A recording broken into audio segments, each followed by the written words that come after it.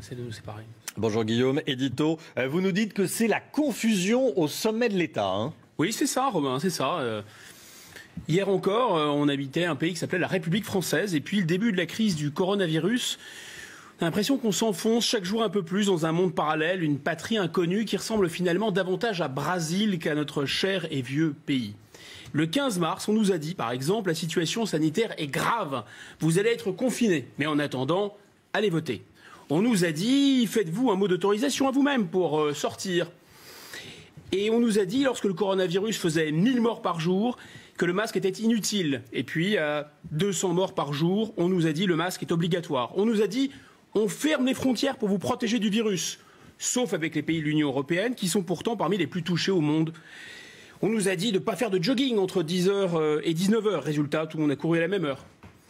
Puis on nous a dit, ça y est, c'est terminé, la pandémie est derrière nous. On nous a ensuite obligés à porter le masque dans la rue, même lorsqu'il n'y avait personne, car sinon on n'allait pas bien comprendre son utilité. On nous a ensuite obligés à porter le masque, même chez nous. On nous a dit à 8h du matin que nous devions faire du vélo ou de la moto avec un masque, avant d'apprendre à 11h que nous pouvions le retirer. On nous a dit qu'il fallait fermer les restaurants à cause d'une étude américaine. Pourtant, les listes officielles des clusters en France ne pointaient pas vraiment les restaurants. On a demandé aux restaurateurs et aux petits commerces de mettre en œuvre des mesures sanitaires strictes et coûteuses, et ceci juste avant de les fermer. On nous a dit que certains produits seraient interdits, Romain, car ils étaient non essentiels.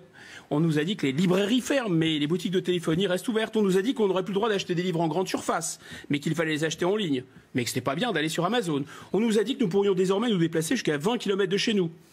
Pourquoi 20 km? Ceux qui habitent à 21 km de chez eux se posent encore la question. On nous a dit qu'on pourrait se rendre dans les stations de ski, mais que les remontées mécaniques, elles, seraient fermées. On nous a dit qu'on pouvait toujours prendre le métro aux heures de pointe, mais qu'il était interdit d'être à plus de 30 dans les lieux de culte, et ceci même dans une immense cathédrale. On nous a dit que nous n'avions pas le droit d'embrasser papy et mamie, mais nous pouvions tout de même les nourrir de bûches, seulement à la cuisine.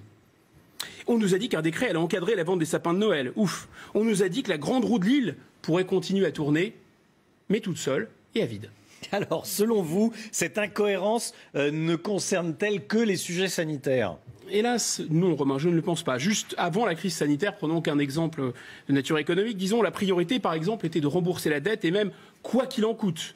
Et celle-ci dépasse désormais les 120%, ça n'a l'air de choquer personne. Macron nous avait lui-même expliqué, le président de la République, qu'il n'y avait pas d'argent magique. Et puis, d'un seul coup, 100 milliards sont mis à pleuvoir sur le pays.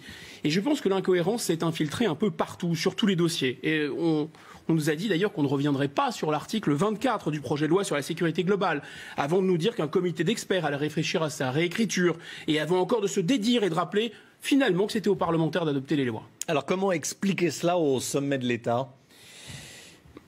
Sur tous les sujets, j'ai l'impression que le gouvernement adopte toujours les mêmes genres de réflexes. C'est-à-dire qu'il cherche des procédures, il applique des procédures, et s'il n'a pas de procédure, il va en inventer pour se couvrir. Et ceci au risque de l'absurde.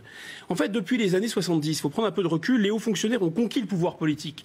Emmanuel Macron, Jean Castex, tant d'autres avant eux incarnent cette haute administration. Et je crois qu'ils ont été formés pour administrer, c'est-à-dire appliquer des règles, pour obéir, pour se conformer et pour se couvrir. Et nous ne sommes donc plus dirigés par des gouvernants qui tranchent et assument, mais nous sommes gérés, managés par des bureaucrates qui appliquent des procédures. La haute fonction publique montre d'ailleurs un autre travers, le corporatisme. C'est ce corporatisme qui l'incite à sauver les apparences, finalement, quoi qu'il en coûte, et à ne jamais, jamais se dédire.